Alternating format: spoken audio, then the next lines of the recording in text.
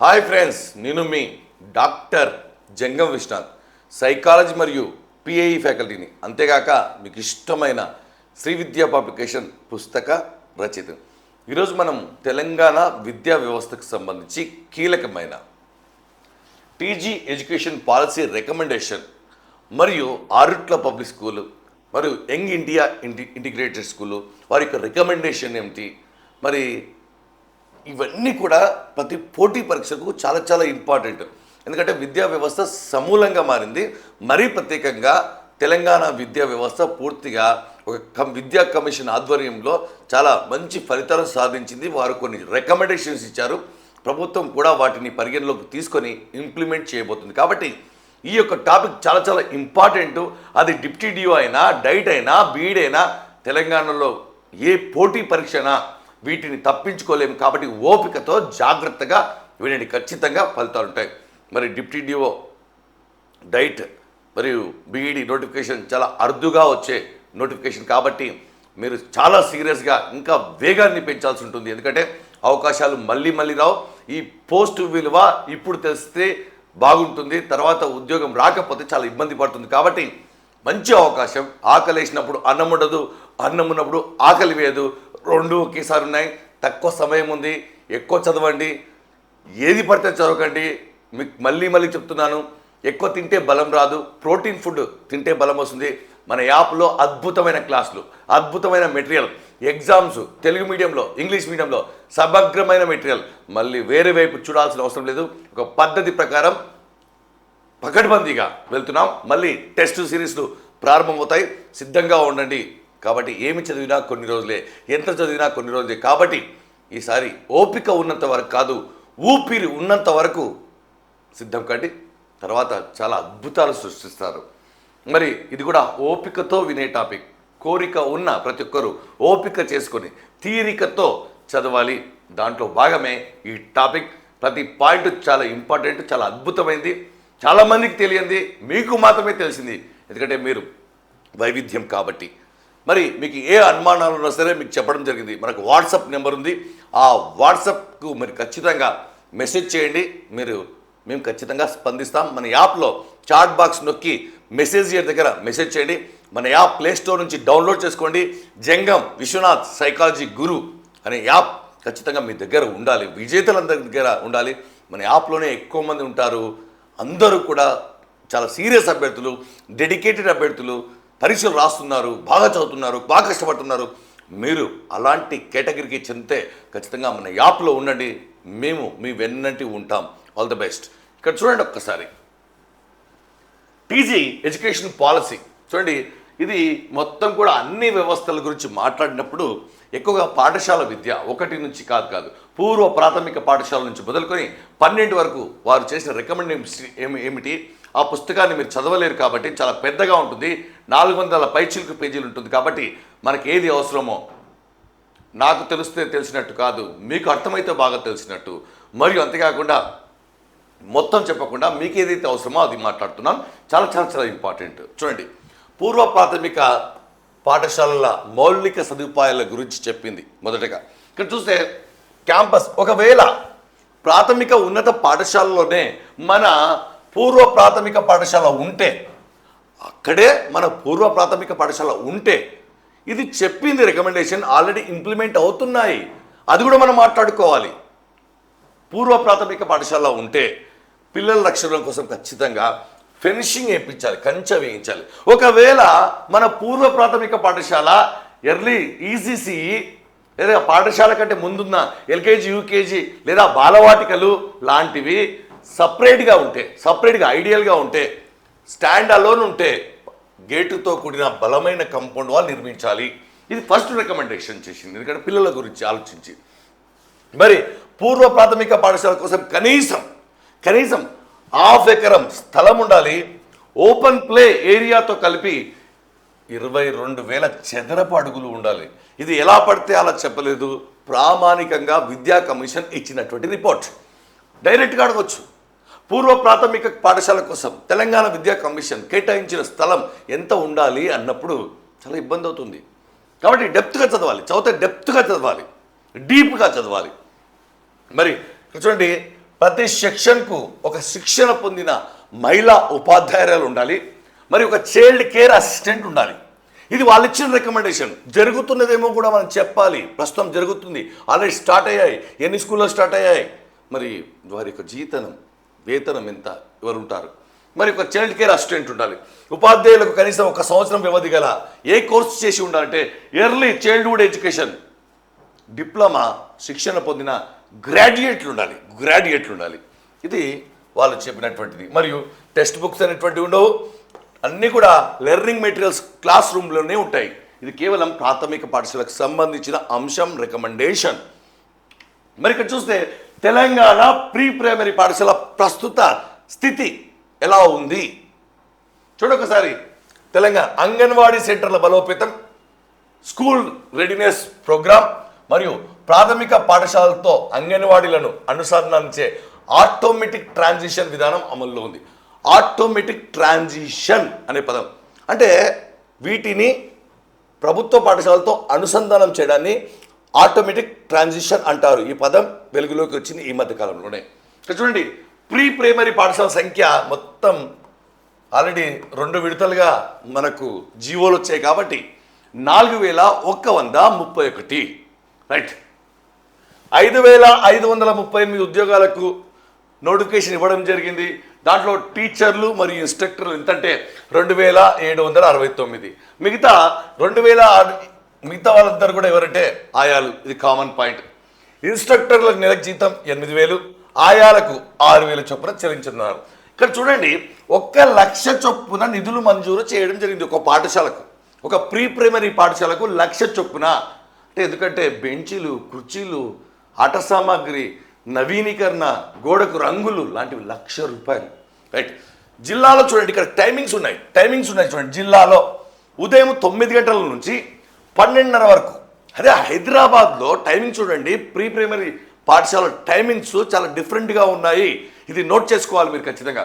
ఉదయం 8:45 నుండి మధ్యాహ్నం 12 గంటల వరకు జిల్లాలో ఒక టైమింగ్స్, అదే హైదరాబాద్లో ఒక టైమింగ్స్ ఉన్నటువంటిది ప్రీ ప్రైమరీ పాఠశాలలు. చూడండి, ఎక్కువగా ఎవరికి ప్రాధాన్యత ఇస్తారంటే 4 సంవత్సరాలు నిండిన పిల్లలకి ఇక్కడ ప్రాధాన్యత ఇస్తారు. మరియు ప్రతి పాఠశాలలో కనీసం 20 మంది విద్యార్థులు అడ్మిషన్లు ఉండాలని తెలంగాణ విద్యాశాఖ నిర్ణయించింది. 20 మెంబర్స్ ఉండాలి ఖచ్చితంగా పాఠశాలలో. మేము ఇంత ఖర్చు పెడుతున్నాం కాబట్టి. మరి విద్యార్థులకు మీకు తెలుసు, ఆటపాటల ద్వారా విద్యాబోధన, common play based learning, teacher hand books మరియు వర్క్ బుక్స్ కూడా ఎస్సీఆర్టీ సిద్ధం చేసింది. State council of educational research and training 1967 హైదరాబాద్లో ఉంది, మీకు తెలుసు. వారికి టీచర్స్కి హ్యాండ్ బుక్, మాన్యువల్స్ అన్నీ కూడా ఎస్సీఆర్టీ సిద్ధం చేసింది. ఇది ప్రస్తుత పరిస్థితి. ఇంతకుముందు వాళ్ళు రికమెండ్ చేసినటువంటిది, రైట్. కీలక సిఫార్సులు తెలంగాణ విద్యా కమిషన్ చేసిన కీలక, రైట్, టీజీ ఎడ్యుకేషనల్ పాలసీ అంటారు దాన్ని. టీజీ ఎడ్యుకేషన్ పాలసీ అంటారు. తెలంగాణ పబ్లిక్ స్కూల్స్ స్థాపించాలి. దానికి ముఖ్య ఉద్దేశం ఏమిటంటే పూర్వ ప్రాథమిక నుంచి రకరకాల గ్రేడుల స్కూల్స్ ఉన్నాయి. ప్రైమరీ స్కూల్స్, హై స్కూల్, ఈ విధంగా కాకుండా అన్నీ కూడా ఒకే దగ్గర పూర్వ ప్రాథమిక స్థాయి నుండి మరియు గ్రేడ్ 12 పేర్లు మార్చడం జరిగింది విద్యా కమిషన్. గ్రేడ్ 12 వరకు అన్నీ కూడా ఒకే దగ్గర, ఒకే ప్రాంగణంలో అందరికీ ఒకే విధమైన విద్యా విధానాన్ని అందిస్తాం, ఒకే దగ్గర, రైట్. మరి పాఠశాల డిస్ట్రిక్ట్ మోడల్ లేదా బోర్డు ఏర్పాటు చేయాలి. చూడండి, ఇక్కడ వికేంద్రీకరణ అంటే డీసెంట్రలైజేషన్ కోసం, పరిపాలనా సౌలభ్యం కోసం రాష్ట్ర స్థాయిలో ఉన్నటువంటి ఎస్సీఆర్టీ, డిఎస్సి లాంటివి పరిపాలన చేయకుండా జిల్లా స్థాయిలోనే ఏమన్నాడంటే రెవెన్యూ జిల్లాను ఒక స్కూల్ డిస్ట్రిక్ట్గా మార్చాలి. ప్రతి రెవెన్యూ జిల్లాను స్కూల్ డిస్ట్రిక్ట్గా మార్చాలి. దానికి ఎవరంటే కలెక్టర్ చైర్మన్గా ఉంటారు. దాంట్లో సభ్యులు చూడండి, డిస్ట్రిక్ట్ స్కూల్ బోర్డులో ఆ సభ్యులు ఎవరంటే డిఓ, 2 హెడ్ మాస్టర్లు, ఒక జూనియర్ కాలేజీ ప్రిన్సిపల్, 2 ఎంఈఓలు, డైట్ ప్రిన్సిపల్ మరియు 6 తల్లిదండ్రులు, కనీసం దాంట్లో 2 మహిళలు మరియు బీసీ, ఎస్సీ, ఎస్టీ మైనార్టీల ప్రాతినిధ్యంలో సభ్యులుగా ఉంటారు. ఇక్కడ చూస్తే కండిషన్, ప్రతి డిస్ట్రిక్ట్ స్కూల్ బోర్డు ఉంటుంది. ఆ డిస్ట్రిక్ట్ స్కూల్ బోర్డులో సభ్యులు ఎవరు, చైర్మన్ ఎవరు అనే విషయాలు మాట్లాడుకున్నాం. రాబోయే ఉపాధ్యాయ నియామకాల్లో చూడండి, అభ్యర్థులకు 2 సంవత్సరాల ప్రొహిబిషన్, 5 సంవత్సరాలు ఖచ్చితంగా కాంటాక్ట్, తర్వాత వారి యొక్క పర్ఫార్మెన్స్ అనేటువంటిది పనితీరు ఆధారంగా ఉంటుంది. First 2 years prohibition, 5 years contact, తర్వాత నెక్స్ట్ వాళ్ళు రెన్యువల్ కావాలంటే ఖచ్చితంగా పనితీరు ఆధారంగానే ఉంటుంది. ఎవరు ఎక్స్పెక్ట్ చేయని పాయింట్లు. కొత్తగా నియమితులైన ఉపాధ్యాయులు ఖచ్చితంగా అదే గ్రామంలో లేదా కండిషన్ గరిష్టంగా 15 కిలోమీటర్ల రేడియస్లోనే ఉండాలి. అలా అండర్టేకింగ్ తీసుకుంటారు. చూడండి, అండర్టేకింగ్ తీసుకుంటారు. ప్రతి 5 ఏళ్ళకోసారి చూడండి, ప్రతి 5 ఏళ్ళకోసారి, ఎవ్రీ 5 years. ఎందుకంటే ఒకే పనిని ఎక్కువ రోజులు చేస్తే సామర్థ్యం తగ్గిపోయే అవకాశం ఉంటుంది. తెలిసిన వాతావరణం, తెలిసిన వ్యక్తులు, అంతా తెలిసిన వారే ఉంటుంది. కాబట్టి అక్కడ కోపతాపాలకు తావు ఉండదు, క్రమశిక్షణ లోపిస్తుందనే ఉద్దేశంతో ప్రతి 5 సంవత్సరాలకు ఒకసారి ఇక్కడ ఎవరంటే థర్డ్ పార్టీ, తెలిసిన వాళ్ళతో కాదు, థర్డ్ పార్టీ మిగతా వాళ్ళతో అసెస్మెంట్ చేస్తారు. టీచర్లను అసెస్మెంట్ చేస్తారు. అసెస్మెంట్లో భాగంగా వాళ్ళు కొన్ని క్రైటీరియా తీసుకున్నారు, కొన్ని ఇండికేటర్స్ ఇచ్చారు. చూడండి ఒకసారి, 60% వెయిటేజీ విద్యార్థుల అవుట్కమ్స్, మార్కులు, అభ్యసన ఫలితాలకు. అదేవిధంగా 20% వెయిటేజ్ అనేటువంటిది ఉపాధ్యాయుని యొక్క స్కిల్స్, నైపుణ్యాలు, అతను ఏ విధంగా బోధిస్తున్నాడు, కొత్త పుంతలో బోధిస్తున్నాడా లేదా, బోధనోపకరణాలు, ఐసీటీ, ఏఐ ఇంటిగ్రేషన్ ఉందా లేదా. మరి 10% అతని యొక్క ఫేషియల్ రికగ్నైజేషన్, అటెండెన్స్ ఎలా ఉంది, regularity, punctuality, discipline, time management ఉందా లేదా. మరి 10% వెయిటేజీ విద్యార్థుల హాజరు మరియు నాన్ అకాడమిక్ పరిభారం వంటి అంశాలు. విద్యార్థుల హాజరుకి ఆయన ఏమన్నా చర్యలు చేపడుతున్నాడా, తాను తరగతి గది టీచర్ అయినప్పుడు పిల్లల హాజరు ఎలా ఉంది, మరి నాన్ అకాడమిక్లో ఏమైనా పాలు పంచుకుంటున్నాడా లేదా. TG education policy non academic కార్యక్రమాల్లో పాల్గొనద్దు అని చెప్పింది క్లియర్గా. ఈ విధంగా 10% వెయిటేజీలు కూడా డిసైడ్ చేసింది మన టీజీ ఎడ్యుకేషన్ పాలసీ. రైట్.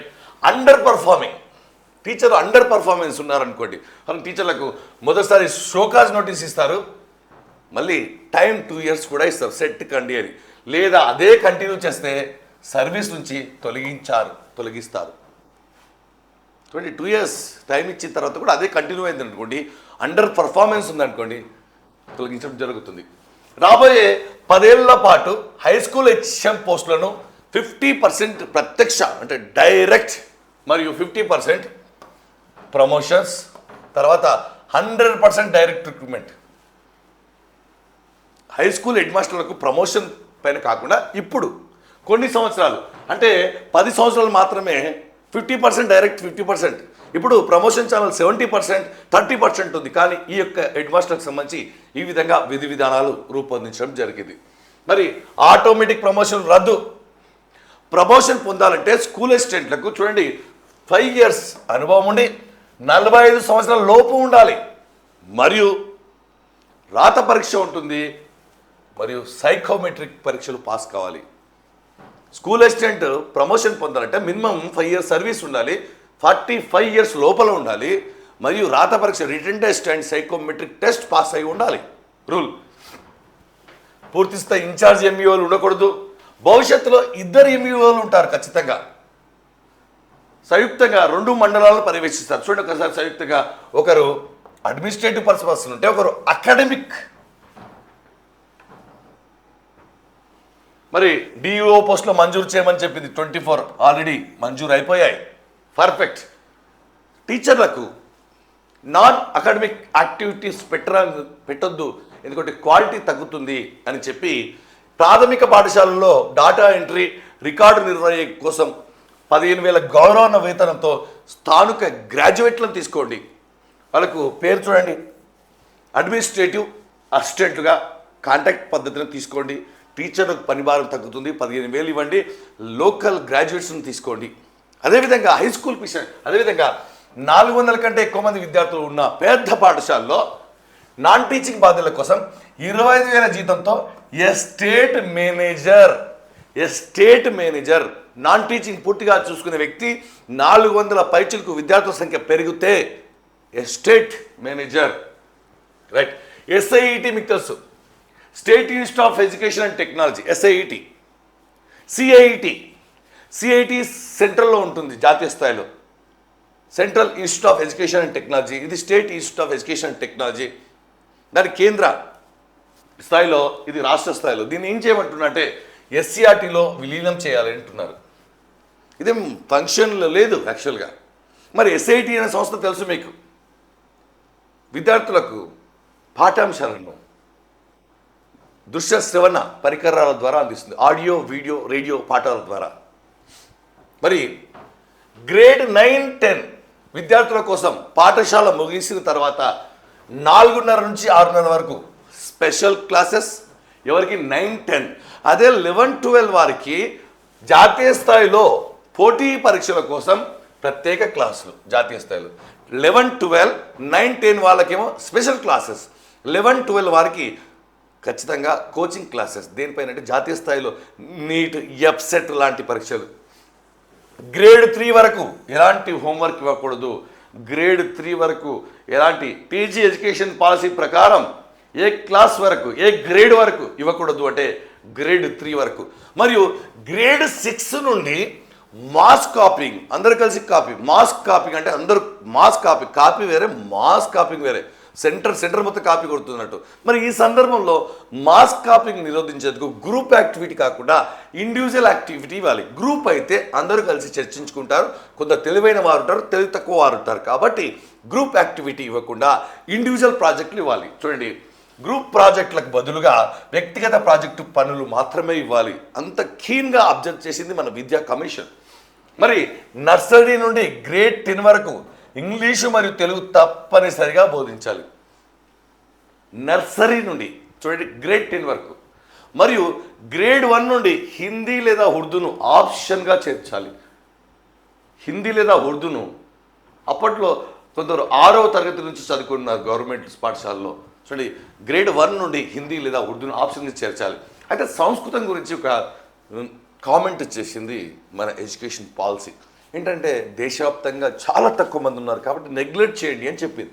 చూడండి, సమాజంలో సంస్కృత వాడకం చాలా తక్కువ ఉంది. దేశంలో మొత్తం 20,000 లోపు మంది మాత్రమే ఉన్నారు. కాబట్టి చూడండి ఒకసారి, సాధారణంగా సంస్కృత భాషను నిరుత్సాహపరచాలని చెప్పింది. నిరుత్సాహపరచండి, ఎందుకంటే తక్కువ ఉన్నారు, మాట్లాడే వాళ్ళ సంఖ్య తక్కువ ఉంది. మరి ఐకేఎస్ ఏమో సంస్కృతం అంటుంది, ఇండియన్ నాలెడ్జ్ సిస్టమ్, పాత సిస్టమ్, వేదాంగాలు, ఉపనిషత్తులు అంటుంది. మరి ఇక్కడనేమో అంటే రికమెండేషన్స్ ఇలా ఉన్నాయి. ఒకవేళ ఇంటర్మీడియట్లో సంస్కృతం తీసుకుంటే దాన్ని కేవలం దేవనాగరి లిపిలోనే రాయాలి. ఎటువంటి మినహాయింపులు లేవు. దేవనాగరి లిపి, హిందీలో రాస్తుంటారు చాలామంది, అలా కాకుండా ఈ లిపిలోనే రాయాలి ఖచ్చితంగా రూల్.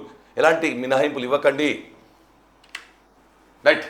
ప్రైవేటు జూనియర్ డిగ్రీ కాలేజీల ఫీజుల నియంత్రణ కోసం fee regulatory and monitory commission FRMCని చట్టబద్ధమైన సంస్థగా ఏర్పాటు చేయాలి. ఫీజ్ రెగ్యులేటరీ మానిటరింగ్ కమిషన్ను చట్టబద్ధమైన సంస్థగా మన తెలంగాణ ప్రభుత్వం ఏర్పాటు చేయాలి. మరియు ఇక్కడ చూడండి, హై ఎండ్ మరియు బడ్జెట్ స్కూళ్ళుగా 2 స్కూళ్ళుగా విభజించాలి. దాన్ని బట్టి ఫీజు స్లాబ్, ప్రైవేట్ గురించి మాట్లాడుతున్నాను ఎక్కువగా ఇప్పుడు, స్లాబులు డిసైడ్ చేయాలి. హై ఎండ్ మరియు బడ్జెట్. హై ఎండ్ అంటే ఎక్కువ, బడ్జెట్ అంటే బడ్జెట్ ఫ్రెండ్లీ, తక్కువ అన్నట్టు. దాన్ని బట్టి స్లాబులు నిర్ణయించండి, ఎలా పడితే అలా కాదు. దీనికి కండిషన్, హై ఎండ్ స్కూళ్లకు గ్రామీణ ప్రాంతంలో కనీసం 5 ఎకరాలు, అదే పట్టణాల్లో 3 ఎకరాల సొంత ఆట స్థలం ఉండాలి. మరి కనీసం 1000 మంది సామర్థ్యం ఉంటేనే దాన్ని హై ఎండ్ స్కూల్స్ అంటారు. High end schools, budget schools 2 రకాలుగా వర్గీకరించింది. మరి ప్రైవేట్ విద్యాసంస్థలు ర్యాంకులు, కాంపిటేటివ్ పరీక్షల మార్కులపై కమర్షియల్ ప్రకటనలు ఇవ్వడాన్ని పూర్తిగా నిషేధించింది. కాకపోతే అడ్మిషన్ అప్పుడు మాత్రం అడ్మిషన్లు ఉన్నాయని చెప్పవచ్చు. మరియు ఆర్టీఈ మీకు తెలుసు 12(1)C ప్రకారం ప్రైవేటు పాఠశాలల్లో SC, ST, BC వికలాంగులు మరియు అనాథలు, మరి వారికి సంబంధించి మనం 25% రిజర్వేషన్ ఇస్తున్నాం. మరి ఉచిత సీట్లు కేటాయించాలి ఖచ్చితంగా. అది అమల్లో లేదు, తక్కువగా అమలు అవుతున్నాయి. దాన్ని తీసుకోవాలి అని చెప్పడం జరిగింది. ప్రభుత్వ మరియు ప్రైవేట్ పాఠశాల ప్రమాణాలను రైట్ చూడండి, TESA ప్రభుత్వ మరియు ప్రైవేట్ పాఠశాల ప్రమాణాలను, నాణ్యతను, అంచనాను వేయడానికి కంట్రోలింగ్ అథారిటీ ఒకటి ఏర్పాటు చేయాలి. Telangana education standards authority. ఎప్పటికప్పుడు పర్యవేక్షణ ప్రమాణాలు పాటిస్తున్నారు లేదా, ఫీజుల గురించి ప్రైవేట్ అయినా గవర్నమెంట్ అయినా మౌలిక వసతులు ఉన్నాయా, ఉపాధ్యాయుల సంఖ్య, student people ratio, teacher ratio. చూడండి TESA Telangana education standards authority టెసాను ఏర్పాటు చేయాలని చెప్పింది. హ్యూమన్ రిసోర్స్ చూడండి, సాధారణంగా హ్యూమన్ రిసోర్స్ అంటే ప్రాథమిక పాఠశాలకు సంబంధించి కనీసం 6 ఉపాధ్యాయులు, లీవ్ రిజర్వ్లతో కలిపి ప్రతి తరగతికి ఒకరు లీవ్లో ఉన్న కనీసం తరగతికి ఒకరు, ప్లస్ హెడ్ మాస్టర్, ప్లస్ రకరకాల వాచ్మెన్, తర్వాత ఆర్ట్ టీచర్, లైబ్రరీయన్, ఈ విధంగా చెప్పుకుంటూ పోయింది. అదే హై స్కూల్కి వచ్చేసరికి కనీసం 7 సబ్జెక్ట్ ఉపాధ్యాయులు, అక్కడ సోషల్, ఫిజికల్ సైన్స్, ఈ విధంగా బయాలజికల్ సైన్స్, ప్లస్ 2 అదనపు టీచర్లు, plus head master, librarian, PET, watchmen, ఈ విధంగా చెప్పడం జరిగింది. మరి దీంతో పాటుగా మీరు గుర్తుపెట్టుకోవాల్సింది ఏంటంటే ఇక్కడ మేజర్గా ఇటీవల మన తెలంగాణ ప్రభుత్వం, తెలంగాణ పబ్లిక్ స్కూల్స్ విద్యా సంస్కరణలు బాగా గుర్తుపెట్టుకోవాలి. దీన్ని కూడా పరిగణలోకి తీసుకొని వచ్చింది. తెలంగాణ పబ్లిక్ స్కూల్స్ అనే కాన్సెప్ట్ తెరపైకి తీసుకొచ్చింది. దాంట్లో భాగంగా 6 స్కూల్ కూడా ఉంది. మరి అలా పైలట్ ప్రాజెక్టుగా ఎన్ని స్కూల్స్, 4 స్కూళ్ళు, అవి ఎక్కడున్నాయి, వాటి యొక్క విధానాలు ఏమిటి చూడొకసారి. తెలంగాణ పబ్లిక్ స్కూల్స్ చూడొకసారి ప్రభుత్వ పాఠశాలను కార్పొరేట్ పాఠశాలలతో పోటీ పడేలా, ఓకే క్లియర్ విజన్, దార్శనికత అంటే విజన్ చూడండి. భవిష్యత్తు తరాలకు నాణ్యమైన విద్యను అందించడం కామన్గా విజన్ అదే ఉంటుంది. ఇక్కడ చూడండి యంగ్ ఇండియా ఏమేమి ఈ మధ్యకాలంలో తీసుకొచ్చింది. యంగ్ ఇండియా స్టూడెంట్ కిట్స్, ఇక్కడ చూడండి యూనిఫామ్, పుస్తకాలు మరియు ఇతర సామగ్రితో కూడిన కిట్ల పంపిణీ జూన్ 26న. దీని ఏమన్నా యంగ్ ఇండియా స్టూడెంట్స్ కిట్స్ అన్నారు. చూడండి బడ్జెట్ కేటాయింపు తీసుకుంటే రాష్ట్ర బడ్జెట్లో 8.5% విద్యకు కేటాయించడం జరిగింది. 8.5% మన తెలంగాణ గవర్నమెంట్. చూడండి 26,600 కోట్లు, రైట్. మళ్ళీ అందరితోనూ ఆగకుండా మిగతా విదేశీ భాషలను కూడా నేర్పించాలని నిర్ణయించింది. చూడండి ఆర్టిఫిషియల్ ఇంటెలిజెన్స్ కామన్, ఇప్పుడు A to Z కాదు, మీకు మళ్ళీ చెప్తున్నాను, A to Z ఉన్న AI లేకపోతే చాలా కష్టం. ఓకే, జర్మన్ మరియు జపనీస్ భాషల బోధన రాబోతున్నాయి స్కూళ్ళల్లో, జర్మనీ మరియు జపనీస్ భాష.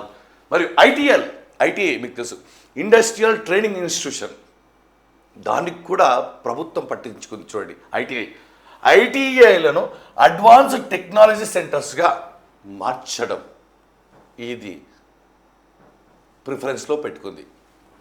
ప్రీ ప్రైమరీ విద్య ప్రభుత్వ పాఠశాలలోనే ప్రీ ప్రైమరీ విద్యను బలోపేతం చేయడం, ఆల్రెడీ ఆటోమేటిక్ ట్రాన్సిషన్ జరుగుతూ ఉంది.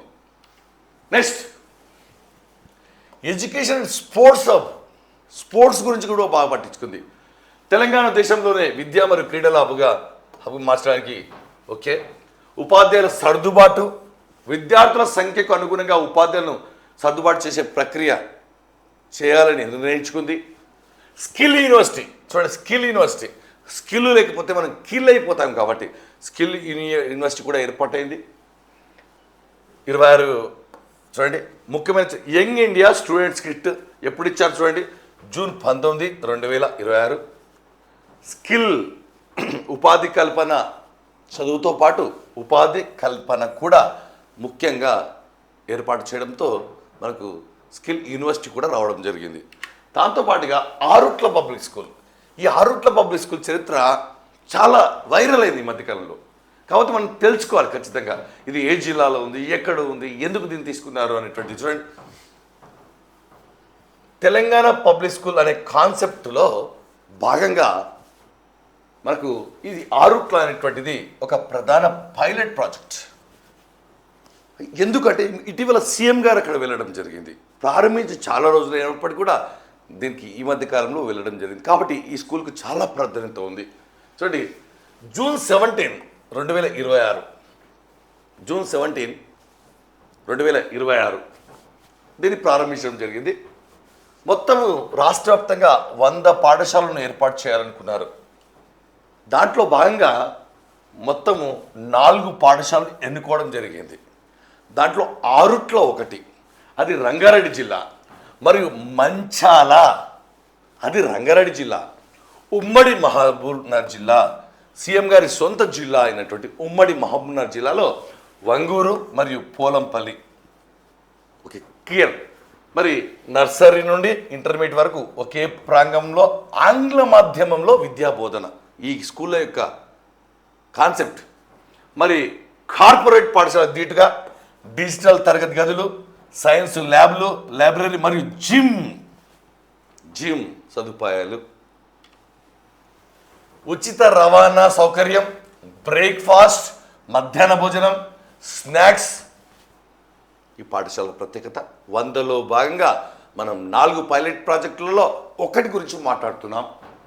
హోలిస్టిక్ డెవలప్మెంట్ అంటే ఓవరాల్ డెవలప్మెంట్. హోలిస్టిక్ అంటే ఓవరాల్ డెవలప్మెంట్. పుస్తక జ్ఞానమే కాకుండా క్రీడలు, సాంస్కృతిక కార్యక్రమాలు పై ప్రత్యేక దృష్టి ఉంటుంది. మరి ప్రారంభంలోనే ఈ పాఠశాలలో 1814 మంది జాయిన్ అయ్యారు. రైట్. ప్రభుత్వ పాఠశాలపై ప్రజలకు నమ్మకాన్ని కల్పించే ఉద్దేశం, కార్పొరేట్లో మేము చదవలేదనే బాధ, బెంగ ఉన్న వాళ్ళకి ఇది ఒక ఆశాకిరణం. టీపీఎస్ అంటే మీకు తెలుసు, తెలంగాణ పబ్లిక్ స్కూల్స్. మరియు విద్యా కమిషన్ పూర్తిగా పర్యవేక్షణలోనే ఈ పాఠశాలల పాఠ్య ప్రణాళిక రూపొందించడం జరిగింది. Telangana state model school entrance test ద్వారా వీరి యొక్క ఎంపిక జరుగుతుంది. మళ్ళీ మీరు Telangana state model school entrance ద్వారా ఎంపిక జరుగుతుంది. బాగా గుర్తుపెట్టుకోవాలి. ఇవి Telangana state model school society ఆధ్వర్యంలో ఈ మోడల్ స్కూల్స్ పనిచేస్తాయి. మరి రిజర్వేషన్లు కామన్, ప్రభుత్వం ఇచ్చినటువంటి రిజర్వేషన్లు కూడా ఉంటాయి దీంట్లో. అల్పాహారం మరియు పాల పథకం చూడండి, ఇది అన్ని చోట్ల ప్రారంభం కాలేదు, మీకు తెలుసు. అల్పాహారం అంటే బ్రేక్ఫాస్ట్, నెక్స్ట్ పాలు. ఓకే, ప్రారంభం జూన్ 15, 2026. మరియు ఎవరు అంటే ప్రీ ప్రైమరీ నుంచి మొదలుకొని ఇంటర్మీడియట్ వరకు. క్లియర్. శారీరక మానసిక ఆరోగ్యం ప్లస్ ఏకాగ్రతను పెంచే లక్ష్యంగా ఈ యొక్క అల్పాహార పథకం, పాలు పథకాన్ని తెలంగాణ ప్రభుత్వం ప్రతిష్టాత్మకంగా తీసుకుంది. మరియు అమలుకు చూడండి ఒకసారి, 720 కోట్లు ఖర్చు చేస్తుంది. ఇందులో 540 కోట్లు అల్పాహారం కోసం, రూపాయలు 180 కోట్లు పాల సరఫరా కోసం.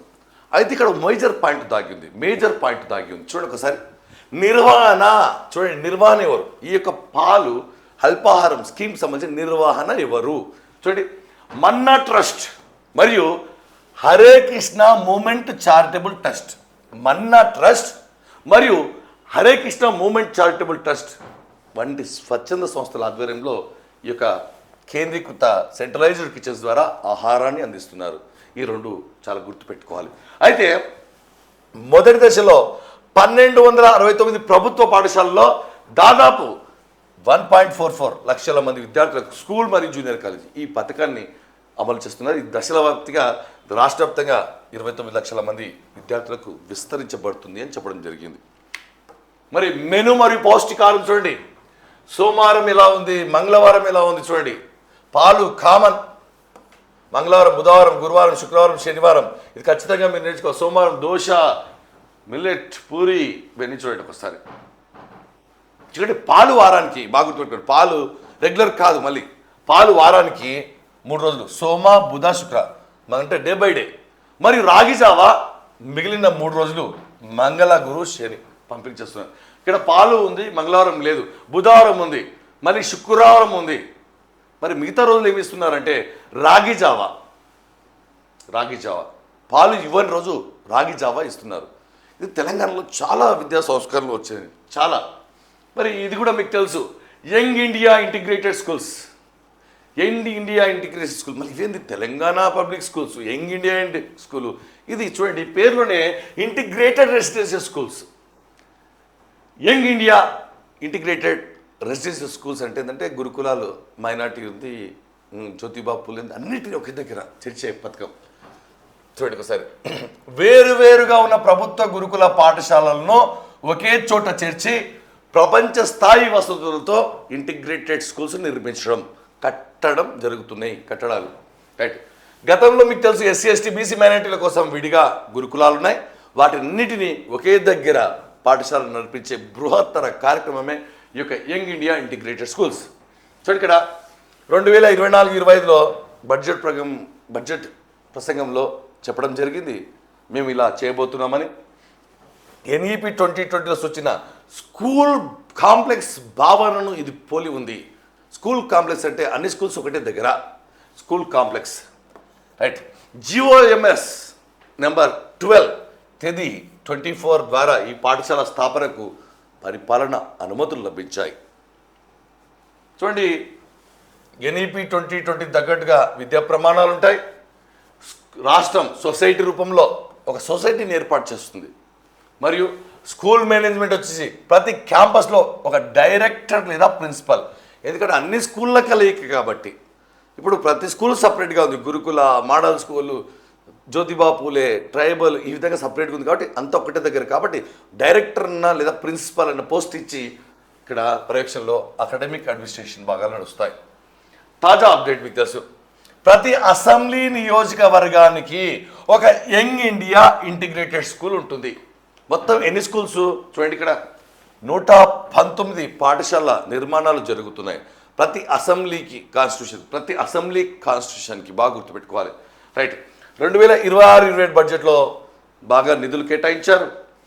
మరి ఇది కాంట్రాక్ట్, ఇది మనకు టీజీ ఎడ్యుకేషనల్ పాలసీ తెలంగాణలో ఏ విధంగా జరుగుతుంది అనే అంశాన్ని మనం మాట్లాడుకున్నాం. ఇది ఖచ్చితంగా చాలా చాలా చాలా చాలా ఇంపార్టెంట్ అనే విషయాన్ని గుర్తుపెట్టుకోవాలి.